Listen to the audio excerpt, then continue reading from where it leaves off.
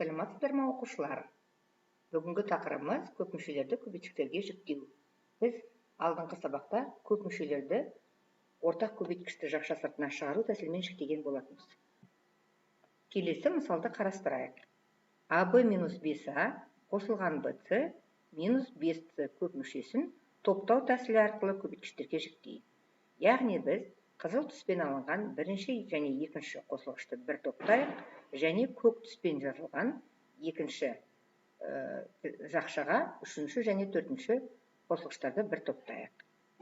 Сонда бірінші топтаған жақшадан А көбейткішін жақша сыртына шығарамыз, және екінші жақшадан С көбейткішін жақша сыртына шығарамыз. Қарап отырсаңыздар, Б минус 5 көп мүшесі ортақ көбейткіш. Яғни оны жақшаға сыртына шығарсақ, келесі көп мүшенің келесі көбейткіші А минус С болады. Яғни нәтижеміз А плюс С көбейтілген Б минус 5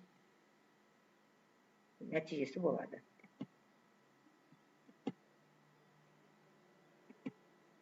Енді төртінші мысалды назарларыңызға аударамыз. 6х қосу АБ минус 2bx минус 3ay көп мүшесін көбейткіштерге топтау тәсілі арқылы жіктейік. Қарап отырсаңыздар, 6xy минус 2bx көп мүшенің қосылғыштарын қызыл түспен, ал екінші және төртінші қосылғышты көк түспен ерекшелендіріп алдық. Яғни бірінші топтаған қосылғыштарымыз 6x минус 2bx, екінші топтаған көп мүшелеріміз AB минус 3ay. Енді бірінші жақшадан ортақ көбейткіш 2x, екінші жақшадан А көбейткішін жақша сыртына шығарамыз. Қарап отырсаңыздар, жақшаның ішінде 3y минус b және b минус 3y көп мүшесін көріп тұрмыз. Олар қарама-қарсы өрнектер. Яғни, оларды мәндес өрнекке аудару үшін А қосылғышының алдындағы таңбаны өзгертеміз. Сонда біздің ортақ көбейткішіміз 3y минус b болады. Нәтижеміз 3y минус b көбейтілген 2x минус a.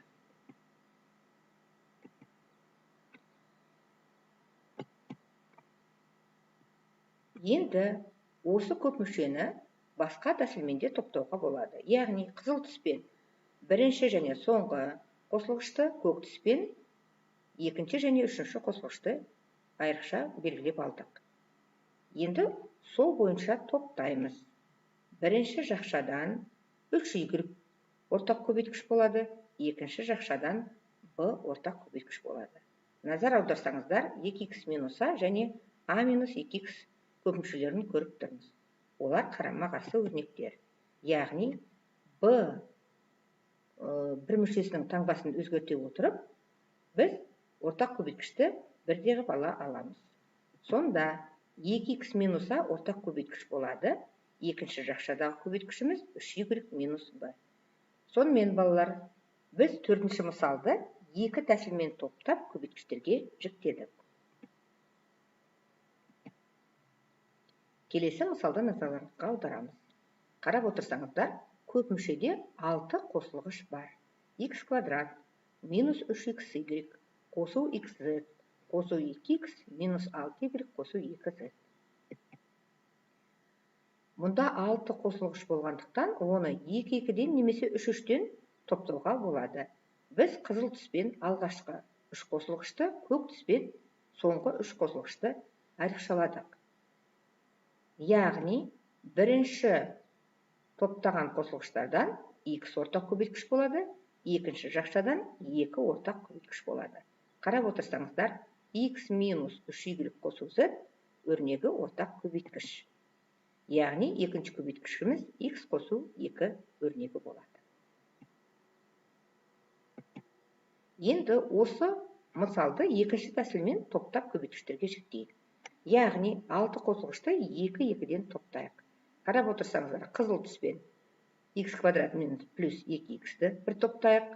3xy минус 3xy және минус 6y-ді көк түспен айрықшаландырдық, және xz 2z-ді жасыл түспен айрықшаландырдық. Екінші жақшаның алдына минус таңбасын қойып, 3xy қосу 6y деп алайық. Сонда әрбір жақшаның сыртына шығатын ортақ көбейткішті шығарайық. Бірінші жақшадан x, екінші жақшадан минус 3y, үшінші жақшадан z ортақ көбейткішін табамыз. Қарап отырсаңыздар, әр жақшадан x қосу 2 өрнегі ортақ. Ендеше ортақ көбейткіш x қосу 2 өрнегі. Екінші көбейткішіміз x минус 3y плюс z болады.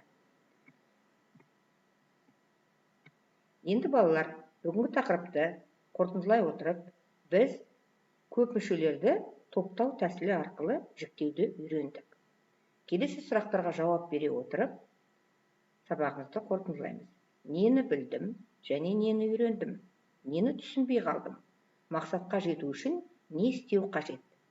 Деген сұрақтарға жауап беру үшін сіздерге келесі тапсырмаларды үйде орындауды ұсынамыз. Яғни осы тапсырмаларды топтау тәсілімен орындайсыздар. Назарларыңызға рахмет.